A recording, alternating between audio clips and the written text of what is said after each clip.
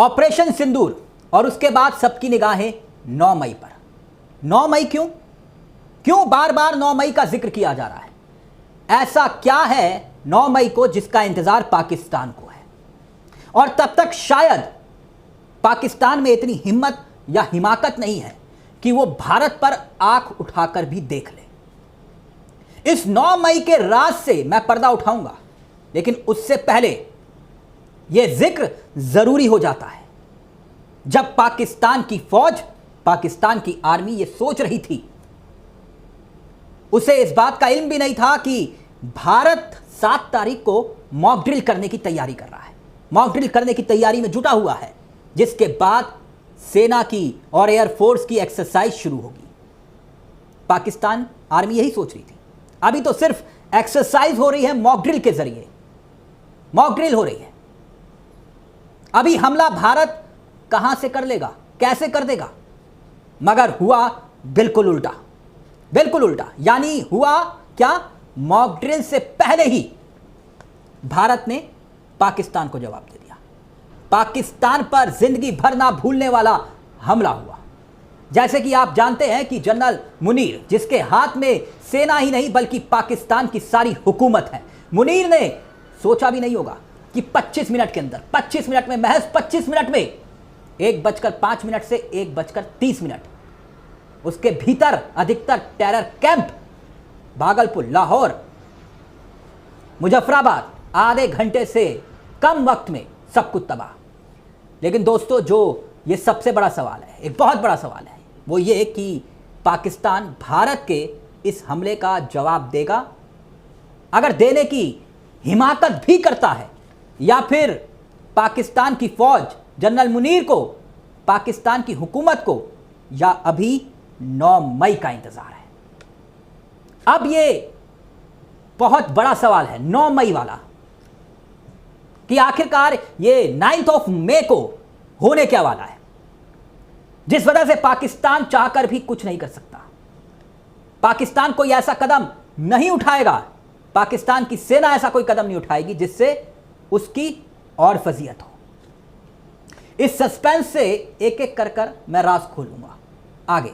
लेकिन एक बात मैं आपसे यह जरूर कहना चाहूंगा, वो ये कि आने वाला जो वक्त है 28 से 48 नहीं बल्कि 72 से 96 घंटे बहुत इंपॉर्टेंट है। यानी आने वाले 3, 4, 5 दिन, ये एक्सपर्ट्स का भी मानना है कि पाकिस्तान कैसे रिएक्ट करता है, उसकी जवाबी कार्रवाई क्या होती है। और भारत की फौज के पूर्व जनरल चीफ, यानी कि मैं बात कर रहा हूं जनरल नारवे की, जो खुद कह रहे हैं कि पिक्चर अभी बाकी है, पिक्चर अभी बाकी है। तो क्या ये अभी सिर्फ पहला राउंड देखा गया है? दोस्तों, जनरल नरवानी ही नहीं बल्कि पूर्व सैनिक भी, कई पूर्व सैनिक हैं, उनका यह मानना है, एक्सपर्ट्स हैं, कि पाकिस्तान की एक एक मूवमेंट पर अब हमें नजर रखनी होगी। यानी आने वाले 3-4 दिन बहुत क्रूशल है, बहुत इंपॉर्टेंट है, पाकिस्तान के लिए भी, हिंदुस्तान के लिए भी, मेरे लिए भी और आपके लिए भी। यानी हम सब के लिए ये 3 से 4 दिन बहुत इंपॉर्टेंट है, क्योंकि इन्हीं 3-4 दिन में पाकिस्तान को तय करना होगा कि आखिरकार उसका स्टैंड क्या है। फैसला लेना है पाकिस्तान को। What next? अगला कदम उसका क्या होगा? पाकिस्तान सरेंडर करेगा या कार्रवाई करने की हिमाकत? और अगर यह कार्रवाई होती है तो फिर यकीन मानिए कि भारत भी दुगनी ताकत से ही रिएक्ट करेगा, जैसे कि अभी किया। यानी फिर इसके बाद कुछ भी हो सकता है, कुछ भी मतलब कुछ भी। लेकिन एक बात आप समझ गए होंगे, ये जो हमला है, ऑपरेशन सिंदूर है, उसके तहत इनके जो टारगेट थे वो बहुत प्राइम फोकस थे सेना के। पाकिस्तान में जो टेरर कैंप्स थे, वो टेरर कैंप्स जहां आतंकियों की एक तरह से फैक्ट्री चल रही थी, और वो चाहे 26/11 का हमला हो या फिर पार्लियामेंट पर हमला हो, उन हमलों में जो आतंकियों को ट्रेनिंग दी गई थी उन्हीं जगहों से दी गई। पाकिस्तान से हिंदुस्तान वहीं से भेजे गए थे, ये वही कैंप्स थे, वहीं पर ही ट्रेनिंग दी गई, और हिंदुस्तान के पास उसके एविडेंस है। तभी तो साफ तौर पर हमारी सेना ने बताया भी कि आम नागरिकों को कोई टच नहीं किया गया पाकिस्तान में। सेना के एयरबेस को उसको टच नहीं किया गया, रिहायशी इलाकों को हमने नहीं छुआ। भारत किसी भी सूरत में इसको वॉर का रूप नहीं देना चाह रहा, युद्ध का रूप नहीं देना चाह रहा। भारत का फोकस सिर्फ और सिर्फ आतंकी हमलों का जवाब देना था और उसका माकूल जवाब दिया भी गया। तभी तो जब ऑपरेशन सिंदूर कामयाब हुआ तब देश के सामने सेना की 2 जाबाज अफसर सामने आए। जाबाज सेना के चेहरे, 2 चेहरे जिनका मैं जिक्र कर रहा हूं, आप मेरे पीछे भी देख सकते हैं। सूफिया कुरैशी, मैं जानबूझकर कुरैशी शब्द पर जोर दे रहा हूं क्योंकि यह पाकिस्तान के लिए मुंहतोड़ जवाब है उन आतंकियों के लिए जिन्होंने सोचा था कि हिंदुस्तान में सांप्रदायिक दंगे हो जाएंगे, लेकिन सूफिया कुरैशी सामने आई और यह बहुत लाजवाब कदम था। और उन्होंने भी कहा कि किसी तरह की नागरिक क्षति की रिपोर्ट नहीं है। मगर अब दोस्तों, ये जो ऑपरेशन सिंदूर है, जो ये स्ट्राइक हुई है, वो इसलिए अहम है क्योंकि अगर आप पिछले 2 भारतीय सेना के बड़े बड़े एक्शंस देखेंगे, जैसे कि उरी का 2016 का हमला पाकिस्तान, उसके बाद भारत ने एलओसी पार करके सर्जिकल स्ट्राइक की थी। 2019 जब पुलवामा में हमला हुआ था, तब याद कीजिए हमारे 40 सीआरपीएफ के जवान शहीद हुए थे और उसके बाद भारत ने एयर स्ट्राइक की बालाकोट में। अब बालाकोट और एलओसी, ये दोनों ही जगह जहां स्ट्राइक हुई थी 2016 और 19 में, ये पाक अधिकृत कश्मीर में हुई थी, यानी पीओके में ये स्ट्राइक हुई थी। लेकिन इस बार जो ऑपरेशन सिंदूर हुआ है, ये जो ऑपरेशन स्ट्राइक हुई है, ये इसलिए इंपॉर्टेंट है क्योंकि उसकी वजह पहली बार 1971 का जो वॉर हुआ था, उसके बाद पहली बार भारत ने पाकिस्तान के मेन लैंड को अटैक किया था। मेन लैंड मतलब यानी कि पंजाब, पाकिस्तान का पंजाब, मतलब हार्ट ऑफ पाकिस्तान, पाकिस्तान का दिल, उस पर अटैक। ये जो 2 अहम टारगेट थे, यहां पर मुरीद के लाहौर के बगल में एक जगह है दोस्तों, ये जगह है लश्कर तैयबा, जो आतंकी संगठन है पाकिस्तान का, वहां उसका मुख्यालय है। उस मुख्यालय पर हमला हुआ है। हालांकि आतंकी हाफिज जो है, लश्कर का जो चीफ है, जो दहशतगर्द है, उसके करीबी मारे गए हैं। अब भावलपुर पंजाब एक मेन शहर है, भावलपुर पंजाब का एक मेन शहर है, जहां पर एक और पाकिस्तानी आतंकी संगठन का ठिकाना था।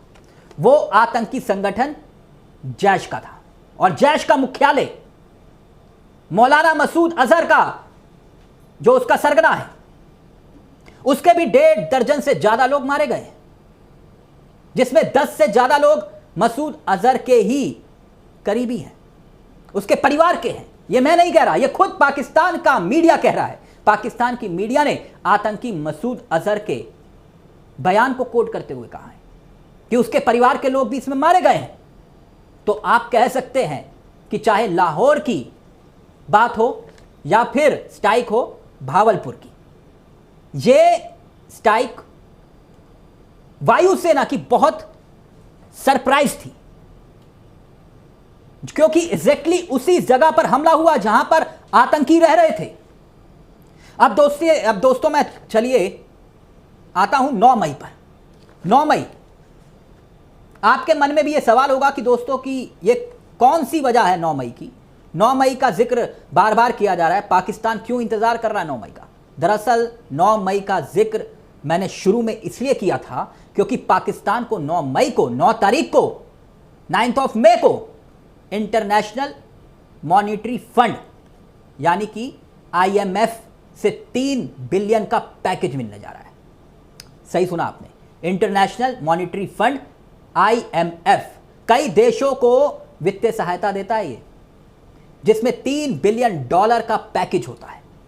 और यह पैकेज आमतौर पर दोस्तों आर्थिक संकट से जो जूझ रहे देश होते हैं उनको सहायता के रूप में दिया जाता है। यानी यह पैकेज पाकिस्तान के लिए इसलिए दिया जा रहा है क्योंकि पाकिस्तान, जैसे कि आप जानते हैं, वो पूरी तरह से दिवालिया हो चुका है, कंगाल हो चुका है, बैंकक्रप्ट हो चुका है।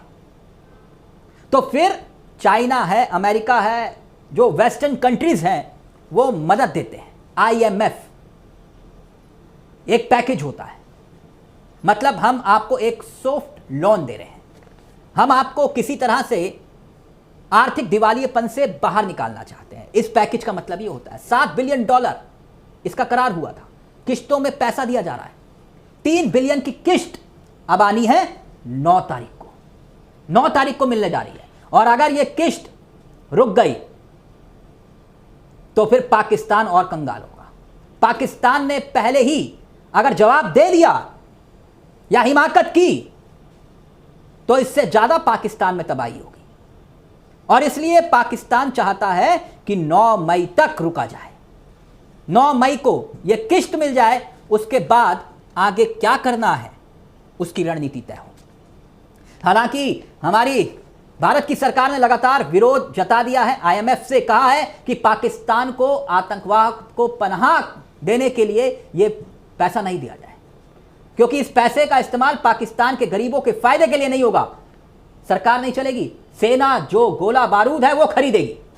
सवाल इस बात का है कि 9 मई को क्या यह किश्त मिलेगी, और अगर मिलेगी तो फिर पाकिस्तान अपनी स्ट्रैटेजी क्लियर करेगा, क्योंकि पैसा है तभी तो आप लड़ाई लड़ सकते हैं। यानी यह है 9 मई की पूरी कहानी। हमें वैसे पूरा भरोसा है, पूरा गर्व है भारतीय सेना पर, जो दुनिया को कई बार साबित कर चुकी है कि पहले तो हम छेड़ेंगे नहीं, और अगर छेड़ोगे तो छोड़ेंगे नहीं। नमस्कार, जय हिंद, जय भारत।